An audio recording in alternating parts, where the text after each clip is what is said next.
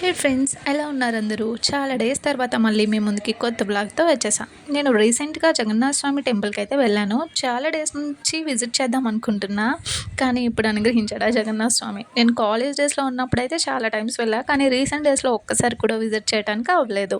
ఇంకా festival time కదా, and that మేము వెళ్ళిండే జన్మాష్టమి. కొంచెం రష్గానే ఉంది. ఇంకా టెంపుల్లోకి ఎంటర్ అవ్వగానే రెండు పెద్ద సింహాల స్టాచ్యూస్ అయితే ఉంటాయి. వాటితో పిల్లలు బాగా ఎంజాయ్ చేయొచ్చు. వాటిని చూడగానే కూడా భయపడిపోతారు.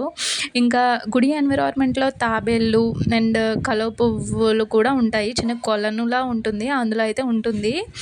చిన్నపిల్లలు బాగా ఎంటర్టైన్ అవుతారు అవి చూడగానే.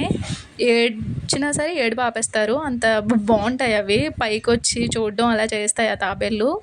ఇంకా టెంపుల్ లోపలికి అడుగు పెట్టగానే చాలా ప్రశాంతంగా అనిపించింది. గర్భగుడి చుట్టుపక్కల చిన్న మందిరాలు ఉంటాయి. అందులో నరసింహస్వామి, ఆంజనేయ స్వామి, సీతారాములు అనేక దేవుళ్ళని కూడా మనం చూడొచ్చు. వాటి అలంకరణ అయితే చాలా చూడముచ్చటగా ఉంటుంది. ఈ టెంపుల్ ఇంకా పూరిలో ఉన్నట్టు ఉంటుంది, అంత బ్యూటిఫుల్గా ఈ టెంపుల్ని కన్స్ట్రక్ట్ చేశారు. అండ్ ఇక్కడ ఒక పెద్ద గోపురం లాగా టెంపుల్ లాగా ఉంది కదా, దసరా టైంలో అందులో దుర్గామాత విగ్రహాన్ని అయితే పెడతారు. అందులో ఆ టైంలోనే చాలామంది వస్తారు విజిట్ చేయడానికి. అంటే చుట్టుపక్కల ఊర్లోని ఉన్న వాళ్ళంతా వస్తారు. ఇదే ఆ గోపురం అయితే. అవునంటే ఈ టెంపుల్ ఎక్కడ ఉందో చెప్పడం మర్చిపోయారు. Steel plant సెక్టరేట్ గుజర Kalakshetram near Rythu Bazar దగ్గర అయితే ఉంది. ప్లాంట్లో ఉన్న వాళ్ళు ఈజీగా యాక్సెస్ చేసుకోవచ్చు. దూరంగా ఉన్న వాళ్ళు మ్యాప్ పెట్టుకొని వచ్చేయడం. ఇంకా చిన్న మందిరాన్ని విజిట్ చేశాక మెయిన్ గర్భగుడిలోకి అయితే వెళ్ళిపోయాం. అక్కడ జగన్నాథుడు, సుభద్రాదేవి, బాలభద్రుని చూస్తే అబ్బా ఏమి అలంకరణ! మేము కరెక్ట్గా హారతిచ్చే టైంకి వెళ్ళాం. హ్యాపీ అనిపించింది.